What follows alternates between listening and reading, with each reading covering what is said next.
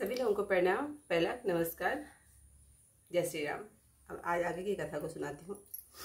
जो कौशल्या जी भरे हृदय से बोलती हैं, राम लक्ष्मण तथा सीता वन को जाएं, इसका परिणाम भला ही होगा, बुरा नहीं होगा, क्योंकि वो तो विधाता का रचा हुआ था। मुझे तो भरत का सोच है।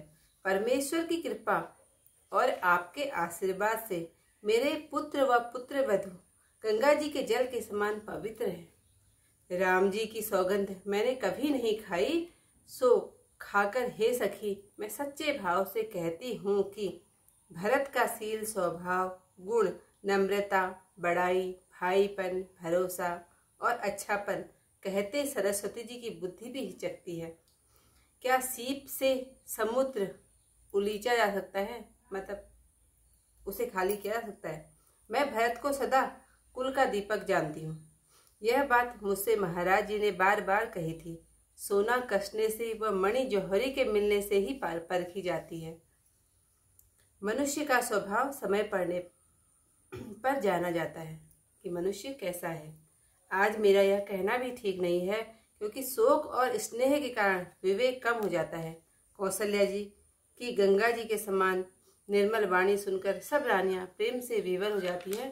कौशल्या जी कहती हैं कि जो वन को रामचंद्र जी जाएंगे तो भला ही होगा, अच्छा ही होगा, वो सबको समझाती हैं। फिर कौशल्या जी ने धीरज धरकर कहा, हे देवी, हे मिथिलेश्वरी, ज्ञान के भंडार श्री जनक जी की प्रिया आपको कौन सा उपदेश दे सकता है? हे रानी, अवसर पाकर आप राजा से अपनी ओर से समझाकर कहना कि लक्ष्मण को रख लें और भरत को वन को चली जाए। यदि यह सलाह महाराज जी के मन में भली लगे तो भली भांति विचार कर यही उपाय करें। मुझे भरत का बड़ा सोच है। भरत के मन में गूढ़ प्रेम है। भरत के रहने से मुझे भलाई नहीं लगती। उनका स्वभाव देखकर वह सीधी और भली वाणी सुनकर सब रानियां करुण रस में मतलब करुणा रस में मग्न हो गई। आकाश से फूलों की वर्षा और धन्य धन्य ध्वनि होने लगी। सिद्ध व मुनि स्नेह में मग्न हो गए। रानियां थकित होकर देखती ही रह गई।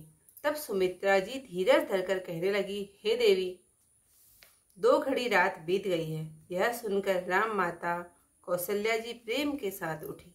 जो राम जी की माता ने कौशल्या जी हैं, वो प्रेम के साथ उठी और स्नेह के साथ सद्भाव से बोली, आप शीघ्र डेरे को पधारिए, मतलब अपने कमरे को पधारिए। हमको तो अब ईश्वर की ही गति है, अथवा महाराज जी जनक जी ही सहायक है।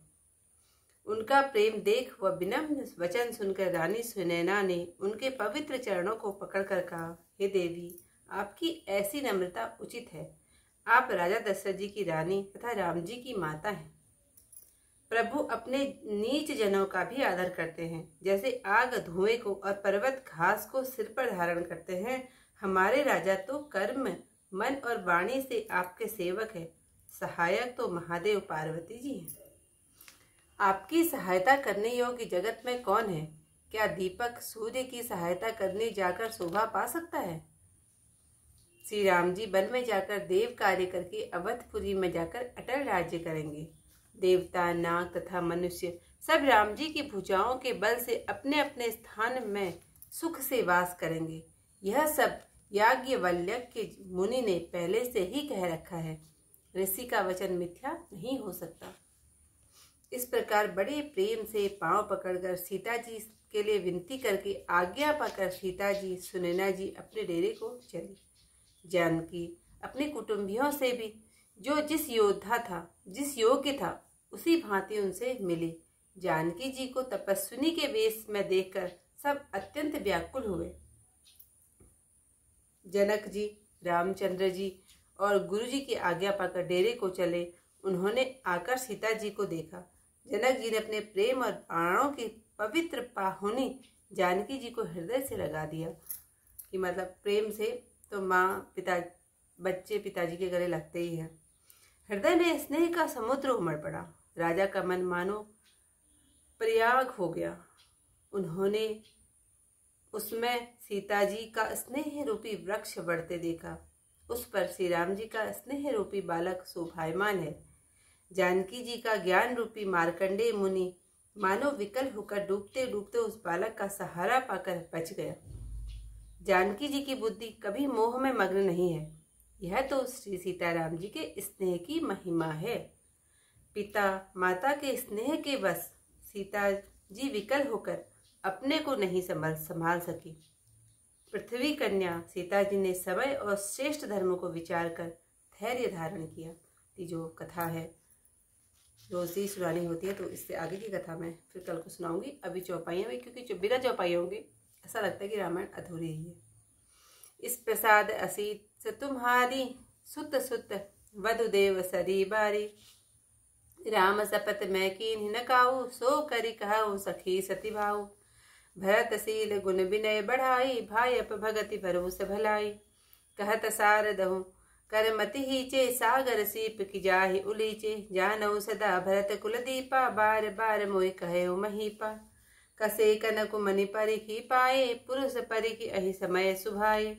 अनुचित आजु कहब असमोरा शोक स्नेह सया न पथोरा। सुनि सुर सरि सम पावनि बानी भई स्नेह विकर सब रानी। कौसल्या कह धीर धरी सुनहु देव मिथिलेसी। को विवेक निधि बल्लभहि तुम्हि सकहि उपदेसी। रानी राय सन अवसर पाई अपनी भांति कहब समझाई। रखी अहि लखनु भरतु गवनहि मन जो यह मत माने महीप मन। तो भल जतनु करब सुविचारी मोरे सोचु भरत कर भारी। गूढ़ स्नेह भरत मन माही रहे नीक मोहि लागत नाही। लखी सुभाव सुनि सरल सुबानी सब भई मगन करुण रस रानी।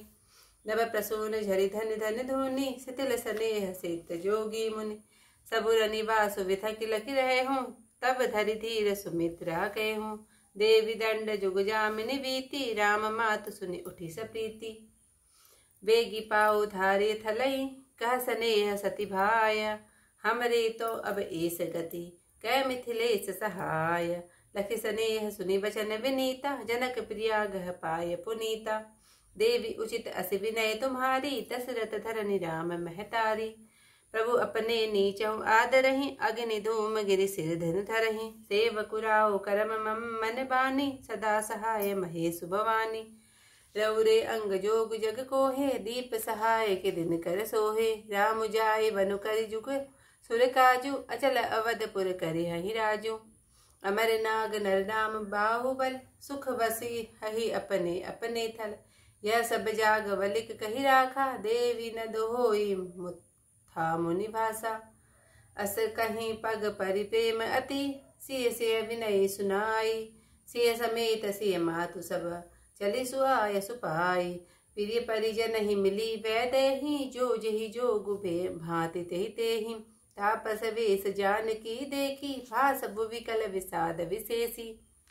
जानक राम गुर आय सुपाई चले थलहि सिय देखी आई। लीन लाई उर जनक जानकी पाहुनि पवन पावन प्रेम पानकी।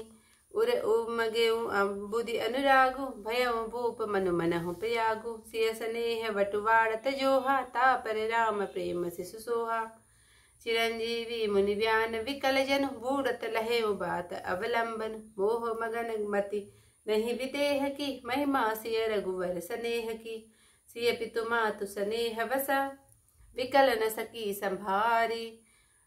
धरनि सुता धीरजु धरेउ समऊ सुधर्म विचार। सियावर रामचंद्र पद जय शरणम शंकर हरि ओम जय जय सिया राम। मंगल भवन अमंगल हारी उमा सहित जय जपत मुरारी। इससे आगे की कथा कल को कहूँगी। आज के लिए इतना ही। जय श्री राम।